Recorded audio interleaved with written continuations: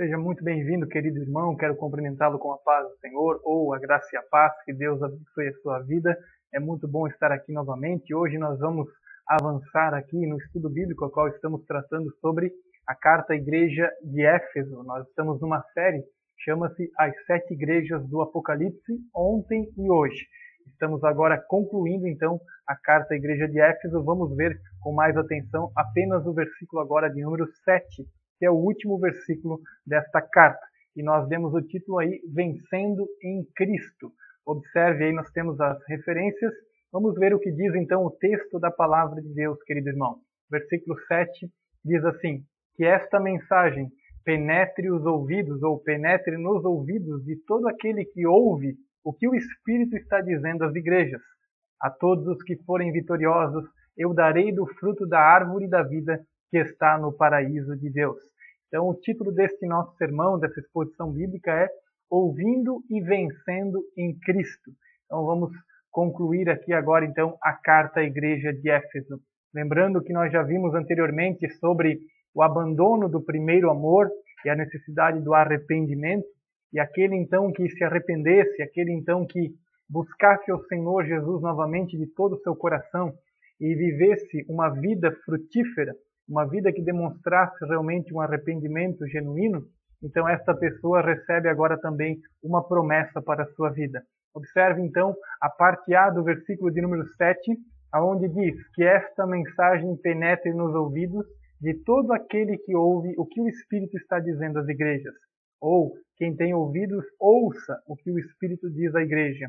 Olha só o que está na sua tela. Esta admoestação é repetida ao longo das cartas às sete igrejas. Foi uma frase que veio das palavras de Jesus. A verdade espiritual deve ser respondida pela mente e pela mão, ou no sentido pela mente, né? E também pelas ações. Isto é semelhante ao termo hebraico Shema. O Shema, que quer dizer ouve, né?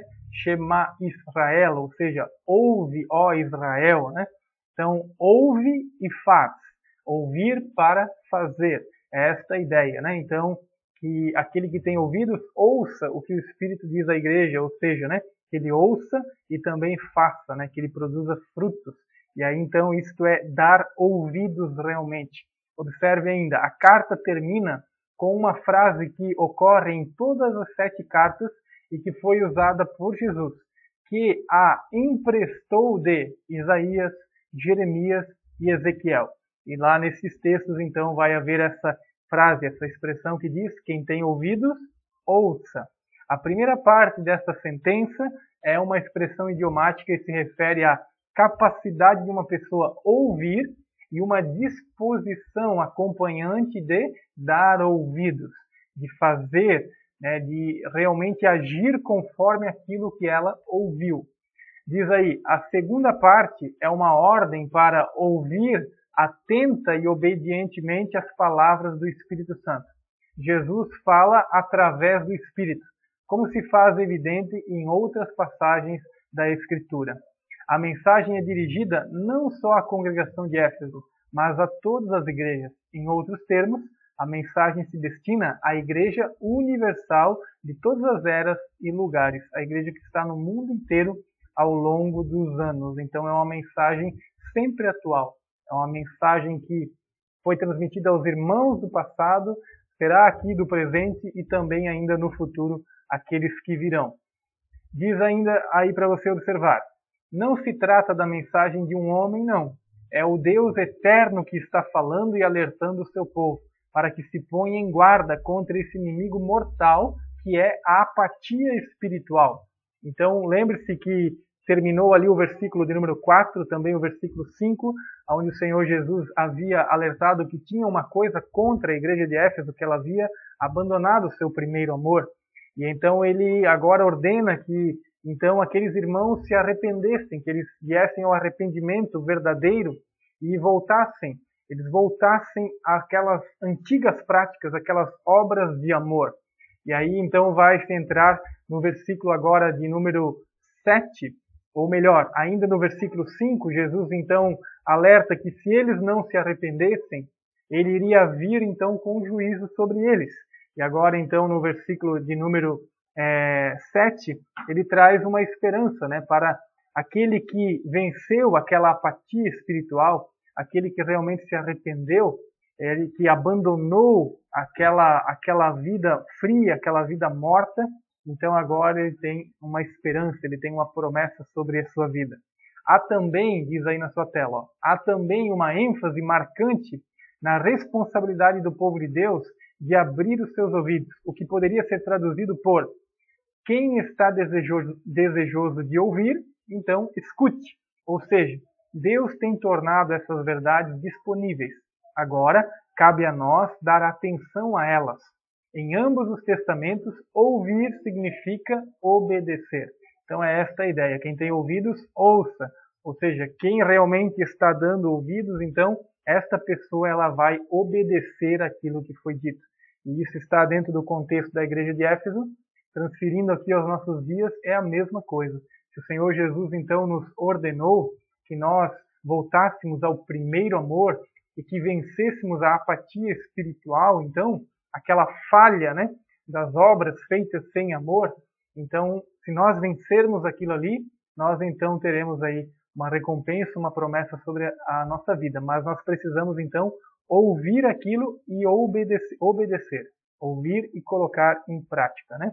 Observe, Grant Osborne traz uma breve reflexão dizendo o seguinte: todos os que leem essa carta devem se perguntar se sua igreja se enquadra nessa situação e se devem também ouvir e arrepender-se. Que o Espírito Santo nos guie a este caminho, né? Se for o nosso caso, é o que nós possamos nos quebrantar diante do Senhor e que Ele venha mudar os nossos corações. Agora, a parte B, vem então essa tão maravilhosa promessa aos vencedores, aqueles que ouviram, aqueles que realmente atenderam a ordem do Senhor Jesus, e agora então eles vão desfrutar dessa bênção, né, dessa grande vitória que virá sobre eles, né, essa oportunidade maravilhosa. A parte B do versículo 7 diz assim: a todos os que forem vitoriosos, eu darei do fruto da árvore da vida que está no paraíso de Deus. Simon Kistemaker, ele diz o seguinte: este não é um pretérito, né, no caso um passado, este não é um pretérito ou tempo perfeito como uma ação completa, mas uma realização corrente e contínua. Isto é, o conflito e as provações da presente vida neste mundo e nas igrejas não são finais. Isso sempre vai acontecer. Ainda não está completo, né? Então, portanto, isso sempre irá acontecer.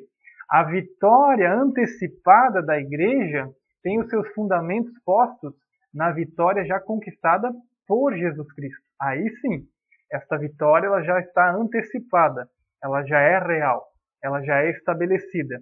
Mas a igreja, enquanto ainda caminha neste mundo, ela passará por provações e por lutas diárias. Mas ela deve, então, atender à voz do Senhor Jesus, à voz do Espírito Santo, ouvir e obedecer, e então ela será certamente vencedora. Nós cremos assim grandemente, certamente. Olha só, o mesmo teólogo ainda, Simon Kistemaker, ele diz que Cristo venceu a guerra, mas ela ainda não terminou. É o que alguns teólogos, como Oscar Cullmann, criou uma expressão chamada o já e o ainda não. Ou seja, já vivemos a salvação, já desfrutamos da vida eterna, desde o momento em que nascemos de novo, mas ainda não na sua plenitude, ainda não naquele tempo eterno que ainda está por vir, né?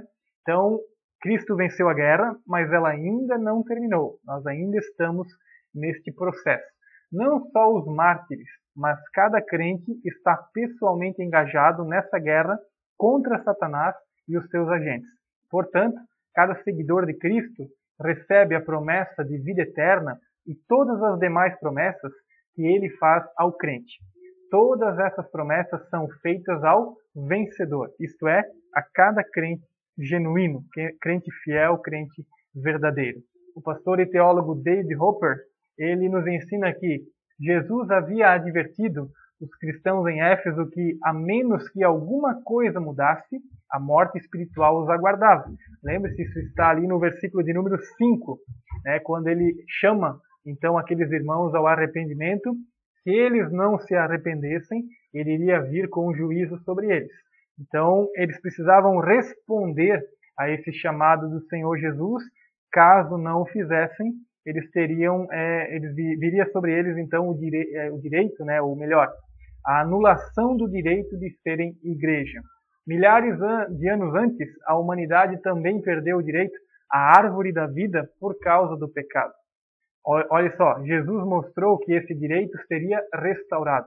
O capítulo final de Apocalipse retrata a árvore da vida florescendo no paraíso de Deus, no caso, no céu, e os salvos usufruindo o seu fruto fortalecedor da vida. Para comer da árvore da vida um dia, os efésios deveriam reacender as chamas do amor, né? O vencedor, a vitória, né? Significa ser vitorioso nas circunstâncias em que o indivíduo se encontra. Nesta carta refere-se à recuperação do vigor e da vitalidade do primeiro amor dos Efésios. E talvez seja esse, então, o nosso caso também, e nós precisamos, então, buscar esta recuperação. Precisamos buscar ao Senhor para que haja novamente esse vigor em nosso coração. E aí, então, nós seremos vitoriosos, então nós comeremos da árvore da vida, né, do seu fruto. Que esse vigor esteja também em nossos corações. Concluindo este versículo, né, o último versículo da carta, o versículo 7, nós concordamos com o pastor Hernandes Dias Lopes, que nos lembra o seguinte: no meio da igreja há sempre um remanescente fiel. Esses são os vencedores. Eles rejeitaram as comidas sacrificadas aos ídolos oferecidas pelos nicolaítas, né, aqui um símbolo da cultura pagã, mas agora se alimentam da árvore da vida. A árvore da vida fala de vida eterna. Vida eterna é conhecer a Deus e Deus é amor. O céu só é céu porque lá é a casa do Pai e Ele é amor. Lá vamos desfrutar desse amor pleno e abundante do nosso noivo. A recompensa do amor é mais amor na perfeita comunhão do céu. Que tenhamos ouvidos para ouvir a voz do Espírito. Amém, meus irmãos? Que realmente esse texto, esta mensagem, esta passagem bíblica venha tocar os nossos corações.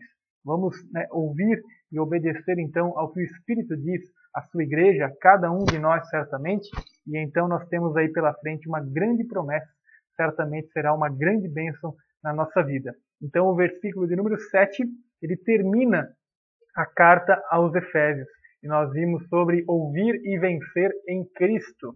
Aí estão as referências que nós utilizamos, e agora então convidamos você a acompanhar o próximo vídeo, onde nós vamos trazer uma conclusão sobre a carta à igreja de Éfeso, tá certo? Que Deus abençoe a sua vida, Deus abençoe a sua família, um grande abraço e até a próxima.